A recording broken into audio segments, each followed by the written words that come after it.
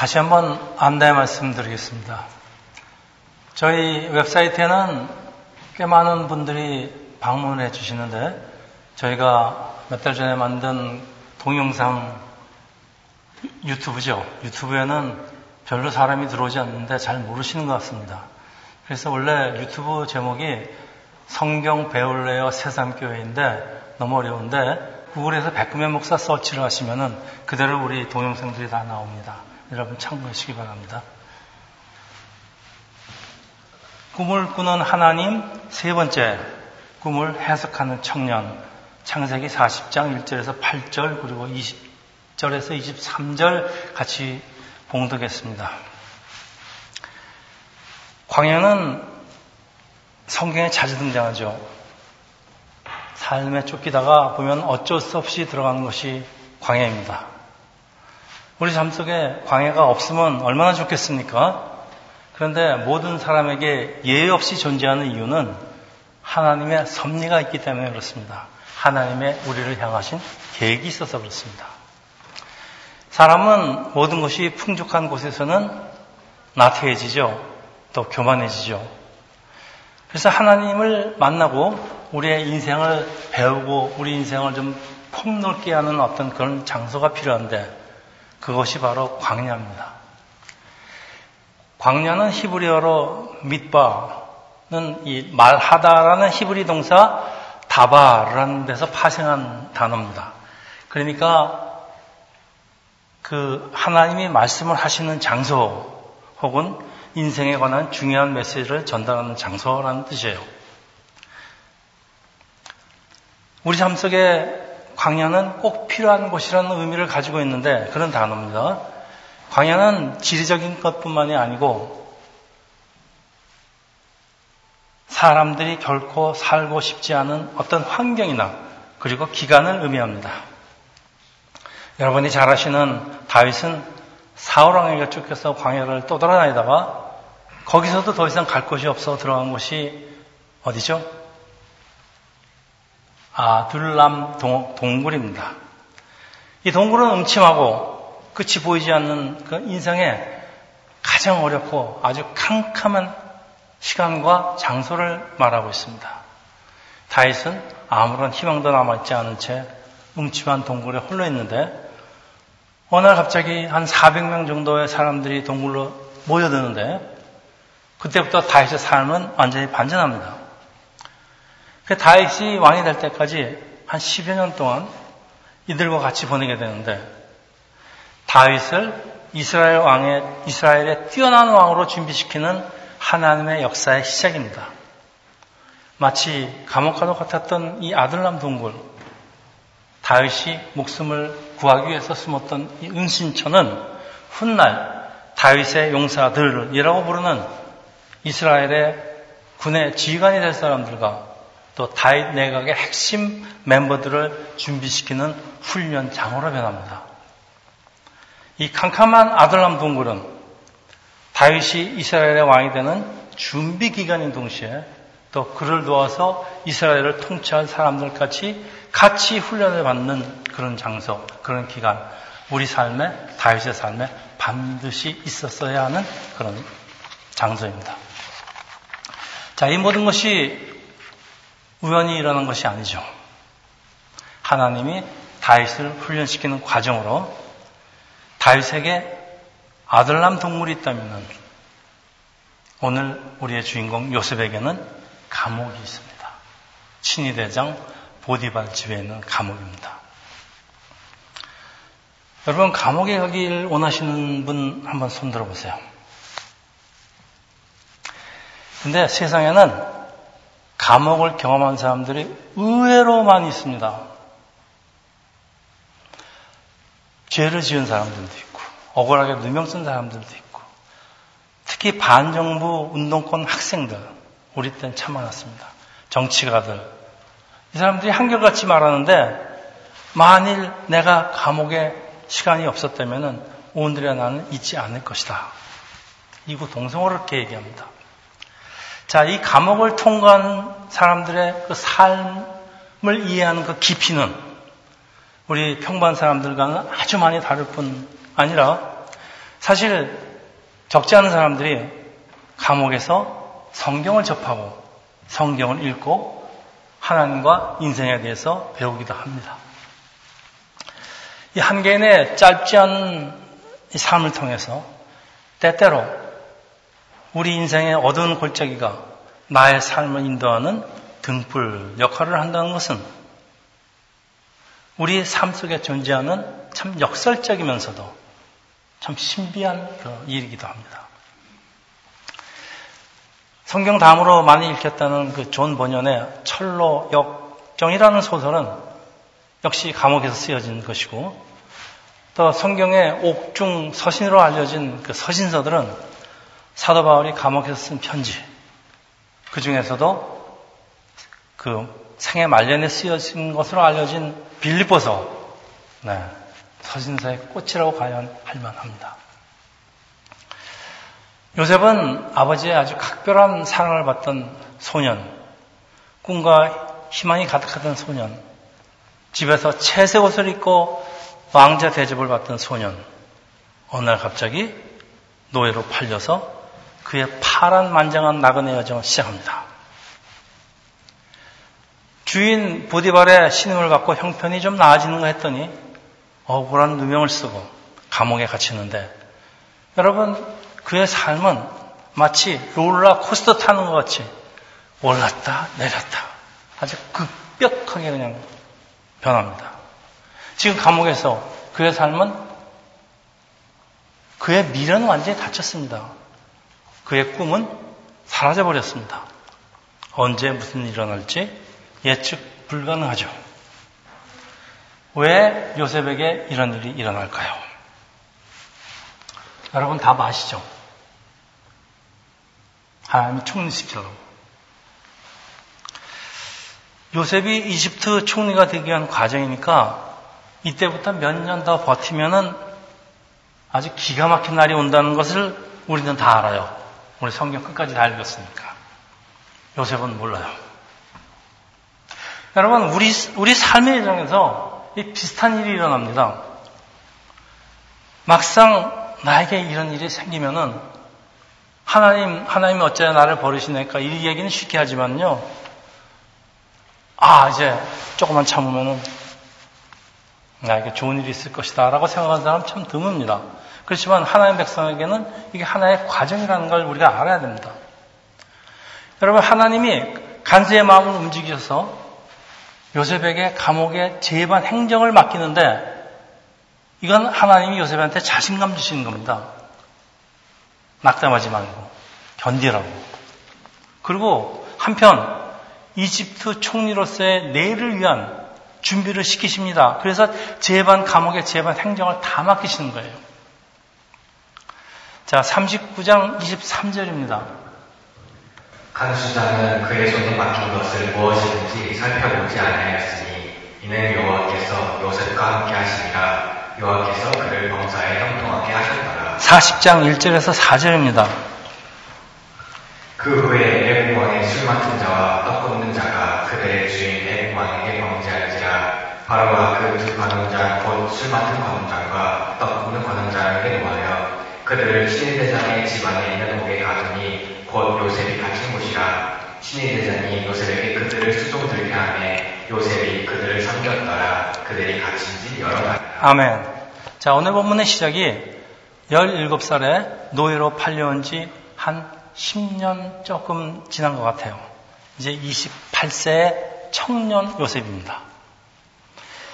간수장의 심의를 받아서 감옥 재반 업무를 성실하게 처리하고 있지만은 그래도 감옥인데 얼마나 답답하겠습니까?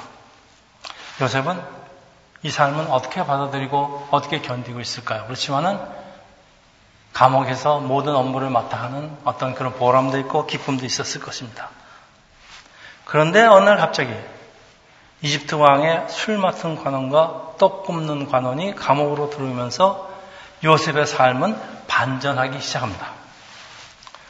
술 맡은 관원은 영어로 버틀러, 원래 번역하면 집사입니다. 하인들의 우두머리죠. 근데 당시 왕의 컵베러, 왕의 술잔을 드는 사람, 왕의 포도원과 셀러죠. 술 창고를 책임지는 사람입니다. 이 떡 굽는 사람은 영어로 베이커, 왕의 음식을 책임지는 사람인데 이 두 사람은 음식물로 왕의 생명을 지키는 이거 측근의 아주 높은 직책의 관리입니다. 어떤 죄를 지어서 왕의 노예물을 받게 됐는지 성경은 이유를 밝히지 않는 것은 감옥에 들어온 이유가 중요한 것이 아니고 이 사람들이 요셉에 있는 곳으로 와서 요셉을 만나게 했다. 이게 중요하다. 그런 얘기입니다. 이 친위대장 보디발이 요셉에게 이들을 수정 들게 하고 간수장이 아닙니다. 친위대장 보디발이 이들에게 수정 들게 하고 요셉이 그들을 섬겼다고 하는데 보디발은 요셉을 감옥에 가두긴 했지만 여전히 요셉에 대한 신뢰를 가지고 있는데 여러분 보세요. 아내를 성폭행하려던 사람에게 중요한 일을 맡긴다는 게 무슨 뜻이에요? 네, 감옥에 보내긴 했지만은 요셉의 무죄를 알고 있다 그런 뜻입니다. 자, 여기 요셉이 이들을 섬기다는 영어로 serve입니다. 근데 히브리어에는 단어가 두 개 있어요. 아바트하고 사라트. 아바드는 워십 서비스 같은 어떤 종교의식 할 때 사용되는 서브입니다. 워십 서비스 할 때. 근데 오늘 본문에 사용한 그 사라트는 우리 일상생활에 다른 사람을 수정 들고 섬기는 그 서비스. 그래서 명사형이, 요 명사형이 서번트입니다. 요셉이 형식적이 아니고 의무로 한 것이 아니고 마음을 다해서 이 사람들을 수정을 들었다 그런 의미예요. 요셉이 주인한테는 참 충성하고 한편 주변 어려운 사람들을 보살피는 사람인데 남의 딱한 사람을 사정 보면 그냥 잊지 못하는 사람에게는 특성을 잘 보여주는 구절이 40장 5절에서 8절입니다. 옥에 갇힌 내국왕의 술 맡은 자와 떡 굽는 자 두 사람이 하룻밤에 꿈을 꾸니 각기 그 내용이 다르더라. 아침에 요셉이 들어가 보니 그들에게 근심의 빛이 있는지라. 요셉이 그 주인의 집에 자기와 함께 갇힌 가로의 신하들에게 묻되 어찌하여 오늘 당신들의 얼굴에 근심의 빛이 있나이까. 그들이 그에게 이르되 우리가 꿈을 꾸었으나 이를 해석할 자가 없도다. 요셉이 그들에게 이르되 해석은 하나님께 있지 아니하나이까. 청하건대 내게 이르소서. 아멘. 여러분, 제가 여러분을 이제 만나면은 여러분 얼굴 색부터 봅니다. 네, 그건 관심이 많아서 그래요. 아, 이 사람들이 지금 걱정이 없는지 행복한지. 네. 자, 왕의 노예물 받아 감옥에 갇혔는데 그 미래가 얼마나 걱정이 되겠어요. 거기다 또 같은 날에 꿈을 꿨고 꿈 내용이 아주 심상치 않은 게 자신들의 미래와 관련있는 꿈 같아서 근심하고 있죠. 사람이 참 특이한 꿈을 꾸면은 그 꿈의 의미가 뭘까 하며 근심하는데 대부분의 꿈은 아무런 의미가 없어요. 우리 강아지 꿈이라고 그러죠. 근데 어떤 꿈은 말이죠. 미래에 일어날 일을 미리 알려주기도 합니다. 참 신기합니다. 당시에는 특히 왕국에는 이제 꿈을 전문적으로 해석하는 그 전문 해몽사들이 있었지만은 뭐 감옥에 누구한테 물어보겠습니까? 이 요셉이 꿈 해몽사가 되는데 꿈꾸는 사람 요셉에게는 다른 사람의 꿈을 해석하는 신통한 능력이 있는 것일까요? 그건 잘 모르겠어요. 히브리서 13장 3절입니다. 너희도 함께 갇힌 것 같이 갇힌 자를 생각하고 너희도 몸을 가졌은즉 핫대 맞는 자를 생각하라. 아멘. 요셉 당시에 이런 성경 구절이 있을 리는 없지만은 아마 이런 생각을 갖고 있었던 것 같아요. 자, 이 특별한 꿈은 여러분 지금도요. 저는 특별한 꿈은 하나님이 주신다고 생각을 합니다. 그리고 또 특별한 꿈은 그 의미를 하나님만이 아신다는 믿음인데 꿈 해몽서도 아닌 요셉이 그 확신이 어디서 오는 걸까요? 꿈을 해석하라는 하나님의 음성을 들었을까요? 감옥에서 늘 기도하면서 하나님과 교통하며 하나님의 음성을 들었다는 그런 표현 같아요. 자, 이 두 전직 왕의 노임을 받고 감옥에 들어오는 두 전직 관료들, 세상 말로 끈끈어진 사람들이에요. 별 볼 일 없는 사람들입니다. 무슨 실세도 아니에요. 근데 요셉이 참, 우리가 요셉을 본받을 게 상대방 신분에 관계없이 그 어려운 사람을 돌보는 품성이 요셉한테 있었습니다. 꿈을 해석하는 이 특별한 능력은 다른 사람을 배려하는 사람에게 주시는 하나님의 능력 같아요. 40장 13절입니다. 지금부터 사흘 안에 바로가 당신의 머리를 들고 당신의 전직을 회복시키리니 당신이 그 전에 술 맡은 자가 되었을 때 하던 것 같이 바로의 잔을 그의 손에 드리게 되리이다. 아멘. 자, 이제 꿈 해석이 아주 좋아요. 그리고 그럴듯해요. 그래서 옆에 듣고 있던 떡 굽는 관원도 꿈 해석을 부탁하니까 이게 무슨 말입니까? 당신은 나무에 달려 죽임을 당한다. 글쎄요, 저 같으면 이런 얘기 안 할 것 같아요. 근데 요셉은 거침없이 얘기를 하는데 좀 심한 것 같아요. 거짓말 못하는 요셉의 성격 때문일까요? 아니면은 하나님의 계시를 자기 마음대로 전하고 안 전하고 그럴 수가 없기 때문일까요? 저는 후자 같아요. 여러분, 뭘 발견하세요? 요셉이 자기가 감옥에 가게 되리라고 꿈에라도 상상을 했겠습니까? 근데 그 감옥, 바로 그것이 이집트 총리가 되는 과정 중에 있는 장소라는 사실이에요. 이 감옥은 장차 요셉이 이집트 총리로서의 역할을 감당하기 위한 대기 장소였으며 훈련장이었다는 것입니다. 만약 요셉이 감옥에 가지 않았다면 이집트 왕의 측근들을 만날 기회가 어디 있었겠습니까? 또 감옥에서 재반 업무를 담당하는 훈련을 받지 않았다면 어떻게 요셉이 나중에 이집트의 뛰어난 행정관 총리가 될 수 있겠습니까? 이제 우리 다음 시간부터 또 다루게 될 요셉이 총리가 돼서 그 행정을 맡아 하는 걸 보면요, 거진 정말 놀랄 만합니다. 우리가 다음 시간에는 요셉이 어떻게 해서 총리가 될 수 있었는지를 좀 그 역사학자들의 그 연구를 우리가 구체적으로 좀 같이 공부하는 시간을 갖겠습니다. 때로는 우리 인생의 감옥 같은 시간이 우리의 새로운 길, 찬란한 미래가 열리는 장소와 시간이 된다는 거. 감옥은 다윗의 아들람 동굴 같은 역할을 했다는 말씀이에요. 그러니까 이 모든 것은 하나님의 계획 안에 있었다는 뜻입니다. 그래서 하나님을 의지하는 사람에게 하나님은 반드시 기회를 주시고 또 유혹과 싸우고 믿음을 지켜서 감옥에 가는 것 같아요. 망한 것 같지만은 오히려 바로 그것에서 감옥에서 새로운 길이 열리게 된다는 참 놀라운 사실을 우리 설명하고 있습니다. 40장 14절에서 15절입니다.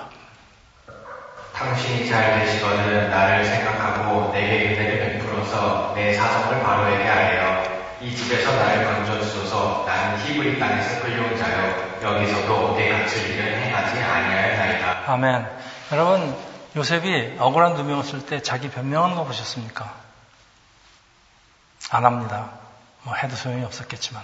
근데 지금은 자기의 무죄를 주장하고 있습니다. 왜 그럴까요? 참, 요셉은 자기가 나갈 때야 물러설 때를 잘 알기 때문이 아닐까 생각합니다. 여러분, 내가 나갈 때야 물러설 때를 잘 판단하는 사람은 나중에 사회에서 성공을 합니다. 어디 가도 성공을 합니다. 이걸 모르는 사람은요, 안 나갈 때 나가고 나갈 때는 안 나갑니다. 그러면 그 사람 망합니다. 근데 요셉은 참 이걸 잘하는 것 같아요. 근데 요셉에게 이런 능력이 어디 있을까요? 자, 이에 대한 대답은 모두 요셉에게 하나님의 지혜가 함께 하기 때문이에요. 요셉이 무슨 노예로 팔려서 공부를 제대로 했겠습니까? 교육을 받았겠습니까? 하나님이 요셉과 함께 하시기 때문에 요셉이 형통하다는 게 계속 지금 요셉 얘기에 반복되고 있습니다. 그래서 이제 사흘 뒤에 정확하게 떡 굽는 관원은 사형당하고 술 맡은 관원은 복직이 되지만은 문제는 이 40장 23절이에요. 술 맡은 관원장이 요셉을 기억하지 못하고 그를 잊었더라. 네, 참 안타깝습니다. 여러분, 잊혀진으로 시작하는 세상 노래 가사들도 맞습니다. 뭐 잊혀진 여인, 네, 참 잊혀졌다는 게 참 제일 아픈 것 같아요. 사람은 믿을 만한 존재가 못 된다는 얘기죠. 근데 하나님은 그렇지 않아요. 하나님은 치밀하고 구체적인 계획을 가지고 있는데 요셉이 잊혀진 지 2년 동안 참 얼마나 실망했겠습니까? 그렇지만은 하나님은 침묵하시는 것 같았을 거예요, 아마 요셉은. 근데 어느 날 바로는 꿈을 꾸며 상황은 반전을 합니다. 41장 1절, 8절, 14절. 만 2년 후에 바로가 꿈을 꾼즉 자기가 나일 강가에 서 있는데 아침에 그의 마음이 험민하여 사람을 보내어 애굽의 점술가와 현인들을 모두 불러 그들에게 그의 꿈을 말하였으나 그것을 바로에게 해석하는 자가 없었더라. 술 맡은 관원장이 바로에게 말하이르되 내가 오늘 내 죄를 기억하나이다. 이에 바로가 사람을 보내어 요셉을 부르네. 아멘. 자, 요셉 얘기는 꿈 얘기가 없으면 요셉 얘기가 계속되지 않습니다. 그래서 꿈꾸는 자입니다. 꿈꾸는 자뿐만이 아니라 꿈 해석하는 자. 네. 자, 바로는 꿈을 꾸고 왜 괴로워할까요? 비슷한 내용의 꿈을 반복해서 꿨는데 꿈이 너무도 충격적이고 분명해요. 그러나 아무도 해석하는 사람이 없어요. 하나님이 요셉에게 왕을 만나게 하기 위해서 바로의 꿈속에 들어가서 역사하신 겁니다. 그때 비로소 술 맡은 관원장이 감옥에서 자신의 꿈을 해몽해준 요셉의 생각이 나는데 그가 기억하는 요셉은 아주 지혜롭고 통찰력이 뛰어난 그 히브리 청년이었는데 관원장은 이 사실을 바로에게 보고하고 바로는 요셉을 만나게 되는데 여러분 이집트 왕이 말이죠. 히브리 노예 그것도 감옥에 갇혀있는 죄수를 만나게 된 일은 이건 그냥 일어날 수가 있는 일이 아닙니다. 이건 아무리 세월이 많이 흘러도 아무리 우연히 겹쳐도 결코 일어난 일이 아닙니다. 이건 우연이 아니라 우연히 계속되는 걸 필연이라고 그러죠. 네, 필연은 하나님 섭리 안에 있습니다. 하나님의 계획은 반드시 일어납니다. 자, 요셉은 꿈을 꾸는 사람이지 꿈을 해석하는 사람이 아니죠. 그런데 어떻게 관원장들의 꿈을 정확하게 해석할 수 있었을까요? 저는 이게 늘 궁금했습니다. 꿈꾸는 자 요셉이 감옥에서 느닷없이 다른 사람의 꿈을 해석하는 꿈 해몽사가 되는 이유는 무엇일까요? 글쎄요, 저는 요셉이 장차 이집트 왕 바로의 꿈을 해석하기 위해서 하나님이 연습시키는 거 아닐까? 그러니까 리허설이죠, 여러분. 자, 이 리허설을 하게 되니까 요셉이 어디 가서 꿈을 해몽했습니까? 그러니까 하나님의 나한테 꿈을 해석하는 하나님의 능력이 있구나. 그러니까 자신감이 드는 겁니다. 하나님이 연습시킨 것 같아요. 그때는 몰랐겠지만. 그렇지 않았다면 요셉이 이집트 왕에게 어찌 감히 꿈을 해석하겠다고 선뜻 나서겠습니까? 한번 해봤으니까. 자, 하나님이 꿈을 실현시키기 위해서, 요셉의 꿈이 아닙니다. 하나님의 꿈을 실현시키기 위해서 요셉에게 능력을 주신 거고, 요셉이 한 일은 하나님이 알려주신 대로 그냥 꿈 해석하였을 뿐이에요. 여러분, 요셉이 17살 때 꾼 꿈, 또 감옥에서 두 관원장의 꿈, 이집트 왕 바로가 꾼 꿈, 자, 모두 사람이 꾼 꿈이에요. 그렇지만 사실 이게 하나님의 꿈이었습니다. 네, 이게 중요합니다. 이 모든 꿈 속에 요셉에는 하나님이라는 얘기가 나오질 않아요. 하나님은 항상 숨어 계세요. 근데 하나님이 하신 일이라는 걸 우리 다 잘 알아요. 그리고 요셉에게 나는 언젠가 이집트 총리가 되겠다는 이런 허황된 꿈이 있을 리가 없죠. 그러니까 이게 요셉의 꿈은 절대 아닙니다. 요셉의 꿈이 이루어지는 게 아니고 하나님의 꿈이 요셉의 삶을 통하여 이루어지는 겁니다. 이 모든 뒤에는 하나님이 계십니다. 그런데 우리는 다 압니다. 자, 우리가 사망의 골짜기를 통과할 때 참 아무런 희망이 없다고 낙담하지만은 나와 길을 함께 하시는 분이 있다는 사실을 아는 것은 우리를 상당히 담대하게 합니다. 요셉은 그리고 이 다윗은 이 사망의 음침한 골짜기에서 하나님이 함께 하심을 믿고 하루하루를 낙마하지 않고 포기하지 않고 성실하게 산 것처럼 오늘도 우리는 어떤 상황에서도 우리 크리스천은 하나님의 자녀 우리 크리스천은 하나님의 꿈이 내 꿈이 아닙니다. 하나님의 꿈이 나와 함께 한다는 사실을 믿고 담대하게 살 수가 있습니다. 하나님이 꿈을 이루시기 위해서 나를 이 상태로 두지 않으실 거라는 확신입니다.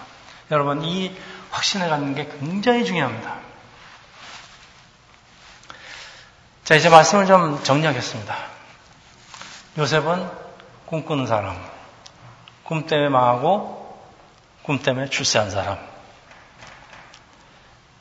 요셉 이야기에는 여호와께서 요셉과 함께 하심이라는 구절이 계속 반복되고 있습니다. 여러분 요셉의 형통의 비결은 하나님이 함께 하시는 거예요. 하나님이 함께 하신다는 것은 여러 가지 의미가 있습니다. 하나님의 지혜도 함께하며 하나님의 인도하심도 함께하며 하나님의 섭리도 함께하며 자, 하나님의 지혜가 있는 사람들 어떤 일을 맡으면은 전후사정 핵심 잘 파악해서 일을 굉장히 간단하게 능률적으로 효과적으로 아주 쉽게 처리합니다. 반면에 이 지혜가 없는 사람은 간단한 일도 계속 그냥 복잡하게 어렵게 뱅뱅 돕니다. 결론도 안 나요. 그러니까 자, 요셉이 얼마나 지혜롭고 능률적으로 일을 처리했으면은 뭐 처음부터 큰일 맡겼겠어요? 간수장의 감옥의 모든 업무를 맡기겠습니까? 물론 요셉의 그 성실한 성격으로 미루어서 매사에 최선을 다해서 모든 일을 처리했을 겁니다만은 여러분 우리가 최선을 다한다고 항상 일이 순조롭게 잘 풀립니까? 자, 여러분 보세요. 세상에서 우리가 형통하기 위해서는 어떤 우리 능력을 뛰어넘는 어떤 결정적인 변수가 필요합니다. 이거 없으면 여러분 세상에서 힘만 들어요. 여러분 이게 무엇일까요? 하나님이 살아계시고 나의 삶에 간섭하신다는 이 결정적인 변수를 여러분 이 변수를 잊어버리면요. 조그만 일에 낙망하고 조그만 일에 희닥거리고 그렇게 살게 됩니다. 하나님이라는 결정적인 변수를 항상 기억하고 여러분이 무슨 일을 판단할 때, 무슨 일을 결정할 때 하나님의 변수를 반드시 제일 먼저 맨 위에다 놓고 여러분의 결정을 하시기 바랍니다. 그럼 여러분의 결정은 거의 실패가 없습니다. 사실 여러분 이집트 왕이 요셉이 꿈 해석 한번 잘했다고 총리시켰겠어요? 말도 안 되죠. 근데 사람들은요, 요런 거 좋아합니다. 나도 한 방에. 그런 일은 일어나지 않습니다, 여러분. 여러분, 요셉의 성공을 부러워하지 마세요. 요셉에게 있는 지혜를 부러워하세요. 그리고 요셉에게 지혜를 주시는 하나님을 바라보세요. 야고보서 1장 5절입니다. 너희 중에 누구든지 지혜가 부족하거든 모든 사람에게 후히 주시고 꾸짖지 아니하시는 하나님께 구하라. 그리하면 주시리라. 아멘. 여러분 지혜를 하나님께 구하세요. 하나님이 후히 주신다고 했어요. 자, 하나님은 우리를 향하신 특별한 꿈을 가지고 계시는데 그게 뭔지 우리는 몰라요. 그런데 그것이 나에게 꿈으로도 나타나고 때로는 비전으로도 보이고 때로는 말씀으로 받기도 하고 때로는 감동으로 받기도 하고 때로는 찬양을 하다 받기도 합니다. 그런데 이거 그냥 지나가면요 하나님이 주시는 비전은 놓치게 됩니다. 여러분 항상 기도하면서 하나님이 주신 꿈을 간직하고 또 하나님의 꿈을 실현시키기 위해서 성실하게 나를 준비하는 것은 내 몫입니다. 하나님의 꿈은 나의 아무런 준비 없이, 나의 아무런 노력 없이, 나의 아무런 희생 없이, 대가 없이 그냥 어느 날 갑자기 이루어지지 절대 않습니다. 우리는 하나님의 동역자이기 때문에 그렇습니다. 여러분, 요셉 이야기는 노예에서 총리가 되는 신데렐라 얘기가 아니에요. 꿈 해몽 잘해서 총리가 된 한 노예 횡재한 얘기가 아닙니다. 하나님이 요셉을 준비시키고 요셉의 삶을 통해서 하나님의 꿈을 이루시는 과정을 설명하는 것이 바로 요셉 이야기입니다. 끝으로 하나님의 백성에게는, 우리 모두에게는 하나님의 꿈과 섭리가 같이 한다는 사실을 우리가 믿어야 돼요. 그래서 우리를 향한 하나님의 뜻을 우리가 따르면서 하나님을 신뢰하면서 우리 하루하루를 성실하게 살아갈 때 하나님의 형통하신 역사는 오늘 살고 있는 나에게도 그리고 여러분에게도 우리 모두에게도 일어난다는 사실을 여러분 마음 깊이 간직하기를 예수 이름으로 축원합니다. 기도하겠습니다. 할렐루야. 하나님 아버지, 요셉의 삶을 통해서 하나님의 꿈을 이루어가시는 그 이야기를 우리가 배우고 있습니다. 우리 모두에게 하나님이 주신 하나님의 꿈이 있는데, 하나님 아버지, 저희들이 하나님의 꿈을 저희들이 잘 받아들여서 순종하면서 나를 준비시켜서 하나님의 꿈을 완전히 이루어드리는, 온전하게 이루어드리는 저희들 될 수 있도록 인도하여 주시옵소서. 이 모든 말씀을 우리 주 예수 그리스도의 받도록 감사하고 기도합니다.